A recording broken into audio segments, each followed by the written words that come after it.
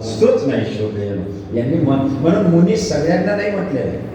एक नारदांना मुनी म्हटलेलं आहे, नारद मुनी, शुक मुनी, व्यास मुनी, पण वाल्मिकी मुनी नाही म्हटलेलं, वाल्मिकी ऋषी म्हटलंय, पराशर ऋषी म्हटलंय, गौतम ऋषी म्हटलंय, पण काही लोकांना मुनी म्हटलंय. सगळ्यांना मुनी पदवी नाहीये. ज्यांनी मन मारलंय ते आता काही नाही. मन आहे तरी काय शोधे. बहिणाबाईने मनावर बहिणाबाई बोलले आणि सगळ्यात जास्त मनावर कोणी बोललं असेल तर आमचे रामदास स्वामी बोलले.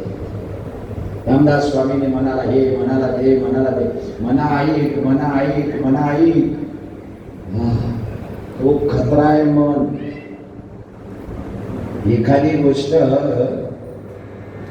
अहो दुकानाच्या समोरून बाया जातात, ती साडी पाहतात, त्या काचेमध्ये शोधा लावलेल्या, ती साडी सुद्धा काय छान आहे ना, किती सुंदर आहे ना.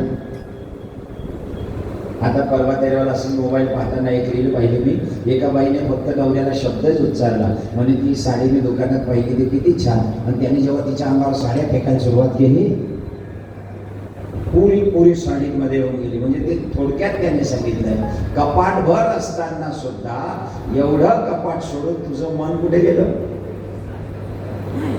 बायका लक्षात घ्या, जेव्हा तुम्ही कपाट, दीपावली सण असतो ना, या दीपावलीला जेव्हा कपाट उघडतात तेव्हा बाईंना एकही साडी चांगली दिसत नाही, आणि होळीला जेव्हा कपाट उघडतात रंगपंचमीला तेव्हा प्रत्येक साडी नवी वाटते. कोणती नेसावी हा प्रश्न.